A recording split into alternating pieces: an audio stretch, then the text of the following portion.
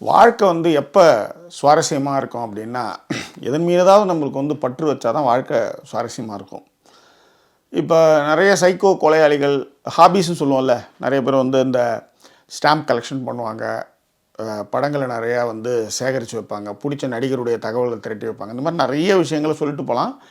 இன்னமும் ஒரு கட்டத்துக்கு மேலே போனால் சைக்கோ கொலையாளிகள் வந்து கொலை பண்ணுற பொண்ணுங்களுடைய பிரேசியர் ஜட்டி இதெல்லாம் எடுத்து வச்சுக்கிற ஹாபீஸ். இந்த மாதிரி ஹாபீஸ் வந்து வேறு வேறு லெவல். இப்போ உதாரணத்துக்கு ஒரு ஃபோட்டோகிராஃபர் போகிறார், நிறைய இடங்களில் போய் ஒரு ட்ராவல் பண்ணிட்டு வர்றார். ஆனால் அதில் ஒரு செலக்டாக ஒரு 10 ஃபோட்டோ செலக்ட் பண்ணி வீட்டில் ஃப்ரேம் பண்ணி வச்சுக்கிறது. இந்த மாதிரி ஹாபீஸ் வந்து பல வகை. பட் எதன் மீதாவது நம்மளுக்கு ஒரு பற்று இருந்தால் தான் வாழ்க்கையை சுவாரஸ்யப்படுத்தும். ஆனால் அதே பற்று வேறு யாராவுடைய பொருளையாவது இல்லை அவங்களுடைய ப்ரீமிசஸில் அத்துமீறி நம்ம போய் ஒரு ஹாபியை நம்ம ஏற்படுத்திட்டோம்னா அது என்றைக்காக இருந்தாலும் பிரச்சனை தான். அப்படி ஒரு அத்துமீறினவனுடைய கதையை தான் இந்த ஃபாலோயிங் திரைப்படம் பேசுது. இது கொரிய திரைப்படம். 2024 வெளிவந்த இந்த திரைப்படத்துடைய விமர்சனத்தை இந்த எபிசோடில் பார்க்க போகிறோம். அதற்கு முன்பாக இந்த தளத்தை இதுவரை சப்ஸ்கிரைப் பண்ணாதவங்க சப்ஸ்கிரைப் பண்ணுங்கள், லைக் கமெண்ட் ஷேர் பண்ணுங்கள். ரைட்.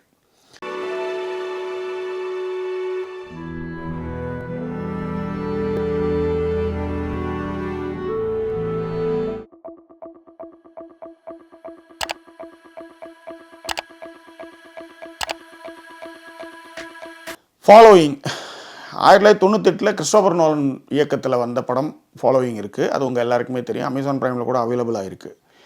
இந்த ஃபாலோயிங் 2024 கொரியாவில் வந்த படம். ரைட். இந்த படம் வந்து ஆக்சுவல் மீனிங் என்ன ஃபாலோயிங் அப்படின்னு பார்த்தீங்கன்னா, ஷீ டெட். அவள் வந்து, அதாவது இந்த படத்துக்கு கொரியாவில் வச்ச தலைப்பு வந்து அவள் இறந்து விட்டாள் அப்படின்றது தான். சரி, இந்த படத்துடைய கதை என்ன அப்படின்னு பார்த்தீங்கன்னா, ஒரு ரியல் எஸ்டேட் ஏஜென்ட்டு அவன் வந்து என்ன பண்ணுறான், அவன் ஒரு ரியல் எஸ்டேட் ஏஜென்ட்டும் போது அவங்ககிட்ட ஒரு சாவி கொடுத்துருவாங்க, இந்த வீட்டை விற்று கொடுப்பா அப்படின்னு. என்ன பண்ணுவான்னா, அந்த வீட்டுக்கு போவான், அந்த வீட்டுக்கு உள்ளார இருக்கிற ஏதாவது ஒரு பொருள் எடுப்பான், அந்த பொருளை எடுத்து ஃபோட்டோ எடுத்துக்குவான், இல்லை யாராவது ஃபாலோ பண்ணுவான். இந்த மாதிரியான விஷயம்லாம் அவன் பண்ணணும்னு வச்சுக்கலாம். அவனுக்கு வந்து இந்த மாதிரி ஒரு ஹாபி அவனுக்கு. ஸோ அந்த மாதிரி வந்து ஒரு பொண்ணு, ஹான்சோரா அப்படின்னு ஒரு பொண்ணு. அந்த பொண்ணு வந்து ஒரு சோஷியல் மீடியா இன்ஃப்ளூயன்சர். பாருங்கள், இந்த ஹோட்டலில் சாப்பிட்டேன், இந்த கோட் வாங்கினேன், இந்த பேக் வாங்கினேன், பாருங்கள் எவ்வளோ நான் வந்து கருணையோடு நான் வந்து நாய்கள்லாம் பாதுகாக்கிறேன். இந்த மாதிரி ஏதாவது ஒரு விஷயத்தை சோஷியல் மீடியாவில் போட்டு ஃபாலோவர்ஸை தேத்திட்டு இருக்கிற ஒரு பொண்ணு. அந்த பொண்ணை வந்து இவன் என்ன பண்ணுறான், ஃபாலோ பண்ணுறான். அவங்களும் வீடை விற்கிறேன்னு சொல்லி இவங்ககிட்ட வராங்க. அந்த வீட்டு சாவி அவன் வாங்கினதுலேருந்து அவன் ஏகப்பட்ட பிரச்சனைகளை சந்திக்கிறான். அவன் என்ன ஆனா அப்படின்றது தான் இந்த திரைப்படத்துடைய கதை. ஓகேவா? ஹீரோ ரொம்ப சூப்பராக நடிச்சிருக்காப்புல. வந்து பியூன் யோ ஹான் அவர் பேர். ஃபண்டாஸ்டிக்கான ப்ளே. நிறைய படங்கள் நடிச்சிருந்தாலும் கூட இந்த படத்தில் அவருடைய ஆக்ஷன்ஸு, அவருடைய பதட்டங்களை வெளிப்படுத்துகிற விதங்கள் எல்லாமே ரொம்ப நல்லாவே இருந்தது. அடுத்தது வந்து ஹான்சோரா, அதை வந்து ஒரு பொண்ணு இன்ஃப்ளூயன்சரான்னு சொன்னால சோஷியல் மீடியா, அவங்க வந்து ஃபண்டாஸ்டிக்காக நடிச்சிருக்காங்க. 2013 டெலிவிஷன் அது இதெல்லாம் வந்து நடிச்சுட்டு இப்போ ஃபியூச்சர் ஃபிலிம்லேயும் அவங்க வந்து பண்ணிகிட்ருக்காங்க. உண்மையிலே வந்து, அதாவது கொரியனுக்கு எல்லாமே சப்பம் கொஞ்சம் மூஞ்சியாக இருக்கும்ல. ஒரு விஷயத்தை சொல்கிறதுக்கும் ஒரு விஷயத்தை வந்து எப்படி சொல்கிறது, 2 விதமாக காமிக்கணும். ஒரு அப்பாவி முகம், ஒரு கடுமையான முகம். இந்த 2 விஷயத்தையும் அந்த பொண்ணு வந்து சூப்பராக பண்ணியிருந்தது, ஃபண்டாஸ்டிக்காக பண்ணியிருந்தது. அதே மாதிரி போலீஸ் ஆஃபீஸர் ஒரு லேடி, அவங்களும் கோவப்படுற இடங்களில் கத்துற இடங்கள்ல அதெல்லாம் ரொம்ப நல்லாயிருக்கும். ஏறக்குறைய இந்திய கலாச்சாரத்தின் மாதிரி தான் வந்து கொரிய கலாச்சாரமும். எப்படி வந்து இங்கே நம்ம வந்து பெண்களை எப்படி ட்ரீட் பண்ணுறோமோ அதே மாதிரி தான் அங்கேயும் அதிகமாகவே ட்ரீட் பண்ணுவாங்க. அது ஹை சபார்டினேட், பெரிய உயர் பதவிகள் இருந்தாலும் சரி, அவங்க அப்படி தான் வந்து பண்ணுவாங்கன்ற நிறைய படங்கள் அது மாதிரி தான் பார்த்துருங்க. ஆக்சுவலி இனிமேல் இதே மாதிரி ஏதோ ஒரு கொலைப்படம், அந்த படத்துலையும் வந்து அவள் ரொம்ப கிளவராக வந்து வேலை செய்வாள். ஆனால் வந்து ரொம்ப சின்ன பொசிஷனில் இருக்கான்ட்டு அவனை போட்டு காலி பண்ணுவாங்க அவளை. ஆனால் அவள் தான் வந்து உண்மையான குற்றவாளியை கண்டுபிடிப்பா. அவனை வந்து தேடி பிடிச்சி அவன் எடுத்துக்க போய்டுவான். படம் பேர் மறந்துருந்தாங்க. அவன் போலீஸ் ஆஃபீஸர் தான். சூப்பரான படம். அந்த மாதிரி தான் இந்த படம். இந்த படம் வந்து அந்த மாதிரி கிடையாது, இது வேறு மாதிரி படம். ஒரு ஹாபிக்காக போகிறோம், பெரிய சிக்கலை சந்திக்கிறான் அப்படின்ற மாதிரியான விஷயம்.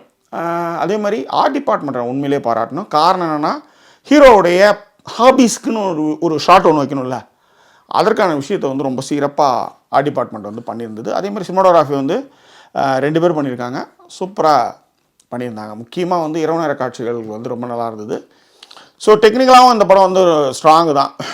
Right. What is a minus point அப்படின்னா, இந்த மாதிரி நிறைய படம் நம்ம வந்து பார்த்துருக்கோன்றது ஒரு மைனஸ். ஆனால் ப்ரிடிக்டபிள் அப்படின்னும் போது ஓரளவுக்கு நம்மளால் ஸ்மெல் பண்ண முடிஞ்சுது. ஸ்மெல் பண்ணாமல் இந்த மாதிரி படங்கள்லாம் பார்க்காதவங்களுக்கு இந்த படம் வந்து சூப்பர் அப்படின்ற மாதிரியான ஒரு இடத்துக்கு போகும். பட் இருந்தாலும் சின்ன சின்ன சுவாரஸ்யங்கள் இந்த படத்துக்கு வந்து இருக்குது. அதனால் மைனஸ் பாயிண்ட்லாம் அவ்வளோதான் சொல்ல முடியும். What is a take away அப்படின்னும் போது அதுதான் ஏற்கனவே சொன்ன மாதிரி உங்கள் ஹாபி உங்களோடையோ இல்லை யாரையும் பிரச்சனை பண்ணாமல் இருந்ததுன்னா பிரச்சனை இல்லை. ஆனால் உங்கள் ஹாபி இன்னொருத்தவங்களுடைய எல்லையில் இன்னொருத்தவங்களுடைய இடத்துக்கோ இல்லை இன்னொருத்தவங்களையோ சார்ந்து இருந்ததுன்னா அந்த ஹாபி வந்து நிச்சயமாக பிரச்சனையை கொடுக்கக்கூடிய விஷயம் தான் அப்படின்னு தான் இந்த படத்தினுடைய take away. Right, what is the conclusions and rating. இந்த படத்துக்கான ரேட்டிங் வந்து 5க்கு 3, 2.75 கொடுத்துக்கலாம். ஓரளவுக்கு சில இடங்கள்லாம் சுவாரஸ்யப்படுத்தியிருந்தாங்கன்றதுனால 5க்கு 3. 2024 வந்த கொரியன் திரைப்படம் இது. வலையுலகில் தேடி தான் நீங்கள் பார்க்க வேண்டும். வேற என்ன, அதாவது ஆஹோ ஓஹோ அப்படிலாம் வந்து சூப்பரில் அப்படிலாம் சொல்ல முடியாது. ஆனால் கொரிய படங்கள் பார்க்குறவங்க இப்போ தான் தொடர்றோம் அப்படின்றவங்களுக்கு இந்த படம் வந்து ஒரு நிறைய ஆச்சரியங்களை கொடுக்கலாம். நம்ம இது மாதிரி நிறைய படங்களை பார்த்துட்டோம் அப்படின்றது தான் எங்கள் மேட்ரு. ஸோ வேறு என்ன, உங்கள் கருத்துக்களை பிறகு தெரியப்படுத்துங்க. எல்லாற்றை விட மிக முக்கியமான விஷயம், சமீபத்தில் நீங்கள் பார்த்து வியந்த திரைப்படங்களை போட்டுட்டு அது எதனால் வந்து வியந்தீங்க அப்படின்றதையும் நீங்கள் சொல்லலாம். இது வந்து ஒரு ஆக்ஷன் த்ரில்லரு, இது வந்து ஒரு சூப்பரான ஒரு எரோட்டிக் ஃபிலிமு, இது வந்து ஒரு ஹிஸ்டாரிக்கல் வார் ஃபிலிம், சுவர் ஜேனர் வந்து நீங்கள் குறிப்பிட்டு சொன்னீங்கன்னா அது இன்னும் வசதியாக இருக்கும். நம்மளை பின்தொடர்றவங்களுக்கும் அது வந்து ரொம்ப யூஸ்ஃபுல்லாக இருக்கும் அப்படின்றது இந்த இடத்துல நம்ம சொல்லக்கூடிய விஷயம். ஸோ வேறு என்ன, உங்கள் கருத்துக்களை பிறகு தெரியப்படுத்துங்க. இன்னும் வேறொரு எபிசோட் உங்களை நான் சந்திக்கிறேன். அது ஒரு நன்றி கூறியுடைய உங்கள் ஜாக்கி சேகர். நன்றி, வணக்கம்.